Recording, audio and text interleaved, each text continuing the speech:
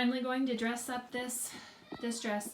Fair warning, the legs are white and they're not attractive.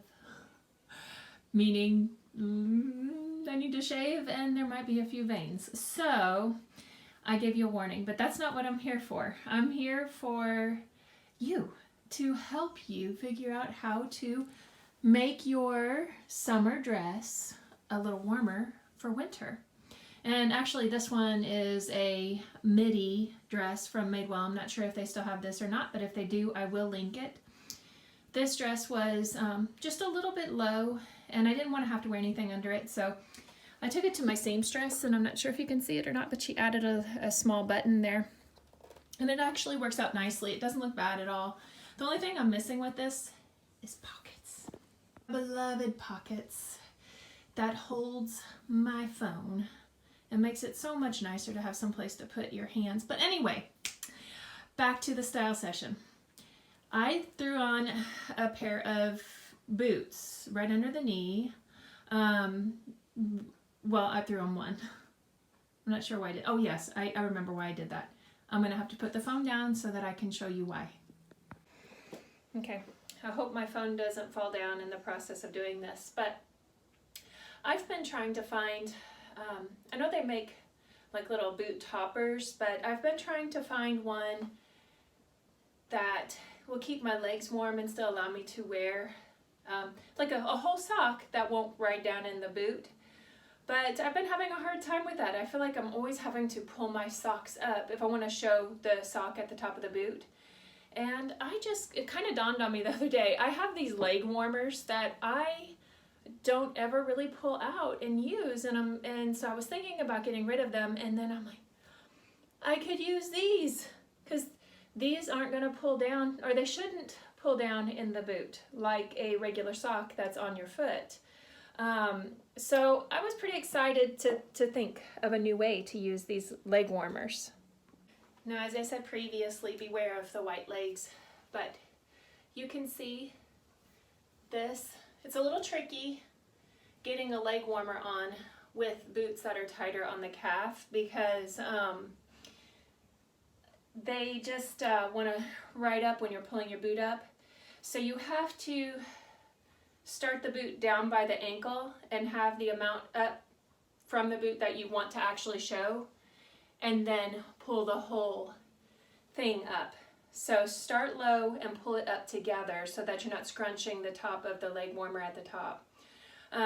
Also, I wanted to mention, you probably will, if you're not wearing leggings or pantyhose with this, probably will want to add a sock on the foot, but the leg warmers just add that extra warmth. And I'm looking in the mirror right now and I don't think there's any extra bulkiness on my leg because of it, not any more than just a regular sock. So I was pretty excited to think of this and very glad I didn't get rid of my leg warmers. So that's just, I'm really glad I didn't get rid of my leg warmers. So that's just one way, besides boots, that you can warm up a dress, is by putting leg warmers underneath your tall boots. And now I'm going to concentrate on the top here, and since I have my phone like this, I'll just grab something real quick here. Okay. Of course, I mean, a cardigan or anything like this would be wonderful for warming up, but the key is you want to accentuate the waist, especially if it's longer. If it was a cropped cardigan, you know, it would be flattering enough because it's hitting at the right place in your waist. The key is to define the waist. You don't want to, like with the ankles I was showing you the other day, kind of look like a tree trunk effect where it's just straight and unflattering. So I had another belt I was looking for, but this one matches close enough. So to make this work and make it still flattering, you want to define the waist by maybe putting a belt around it. I have a green cardigan too. It's a different style and it has buttons. I'm going to see if it will work with this same concept without having to button it up, but that's just a side note.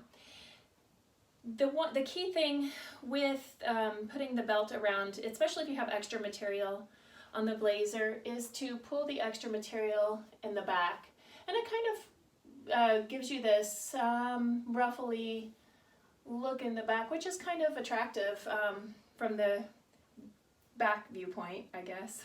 I'm not really sure how to, what the correct lingo would be for that.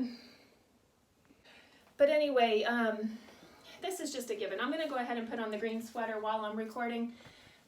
It is a given that, just throwing something over top would be nice. But the key is that I think I wanted to really focus on is that if it's not a cropped thing, and it's just, especially if your dress is flared and it's not a bodycon, you definitely want to define that waist. And here's the green one. And I think that this belt's going to work just fine with this green as well, even though it's a different style and it has buttons. I still think the same concept can be done here. It might even be cuter with this green because this green is such a beautiful color. But this is one way I would do this, and now I'm going to go on to the next, but I'm still going to use this belt.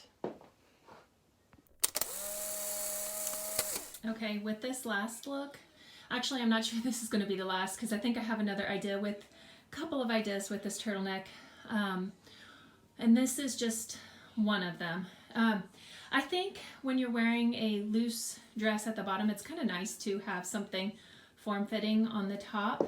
And there's a couple layers here with the dress and the turtleneck, so I feel like it's not too revealing for church or whatever.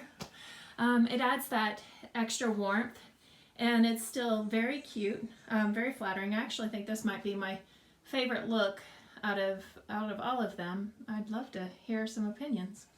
Anyway, I'm going to try to do this turtleneck a couple of other ways, and I'll be right back. Okay, this one I think is kind of a fail. Maybe not. It depends on how long your turtleneck is. If you have a cropped one, this may work a little better. But what I was trying to do was see how long it is. It's too long to be flattering, even with the belt. So I was pulling it up, trying to work with it. And this could work for some styles, so I thought I would still show it. But it's kind of nice to have a little bit of that extra brown leather material playing on each other. And so if you don't like the tied look, this would be another way you could wear it over top of the skirt with a belt. One thing I wanted to mention, this turtleneck came from Target, and I typically buy a small, but I bought a medium in this one because I wanted a little bit of a looser fit, especially with lighter colors. I kind of like a little bit of a looser fit. And I do not fold this over. I just wear it like this, kind of like a funnel neck. I feel like it's more flattering just doing whatever rather than folding it over. It makes it look a little more modern. Just that's a side note. I am going to have links for everything later. I won't be able to give you all the links immediately because I'm pretty busy, but I will definitely post these videos, and if you just can't wait to shop, just shoot me a message and I'll get you some links. Okay, for the last and final idea on how to warm a summer dress up, I decided to put the turtleneck, you might have guessed that this is what I was going to eventually do, put the turtleneck underneath the dress. Oops, I forgot a button. Sorry about that. Anyway, I think the key with this is maybe not to wear the sleeves all the way down, but to show some wrist so that you can show that one of the points of femininity on in regards to this, because it is a little awkward to have, I'm just being honest with you, a turtleneck underneath a dress like this. If the dress were sleeveless or just like a spaghetti or like a thicker strap, it might look better, but since it does have short sleeves, I think it is important to kind of play around with the sleeves to make sure that it looks decent underneath this, and then you can add something else. Okay, and here's a little extra way to warm it up. Now in this case, I might go ahead and pull down the sleeves for the pop of cream to go along with the neck. I think this looks okay. This isn't awkward at all because you can't see the sleeves, so you're not you really don't have to worry about anything going on with the arms. And it's super warm and still defines the waist and still seems very feminine. So I am going to add one more thing to make this even warmer.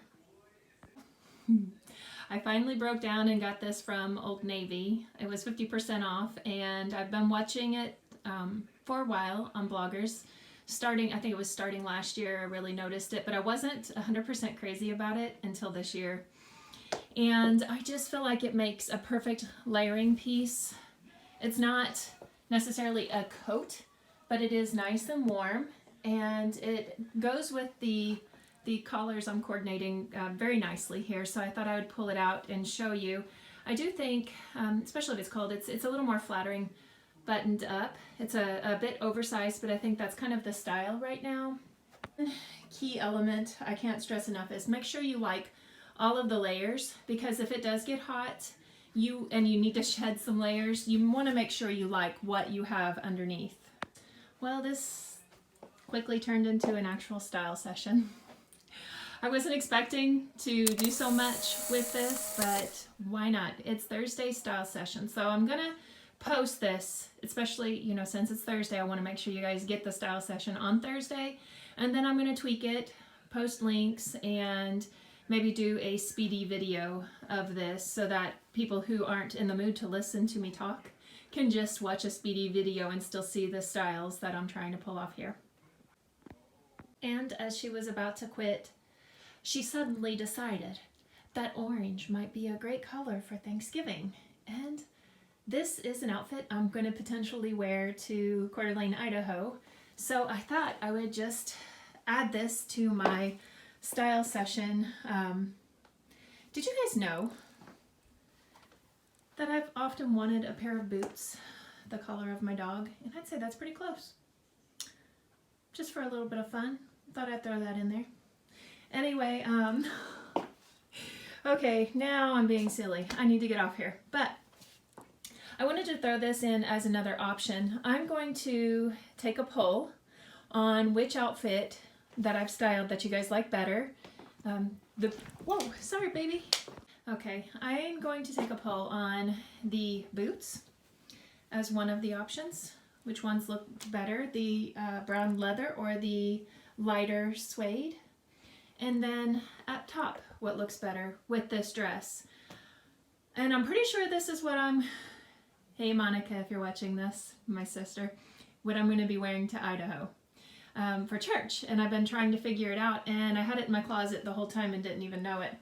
But it's either going to be one of the styles I showed you previously, or something to do with this sweater. Right now I have a belt on underneath and I have it just overlapped with the belt. I didn't have to go up and under because I had enough material to cover the belt with it. I don't think I'm going to show the belt, but I'll show you kind of what it looks like in that way. Not sure if it works.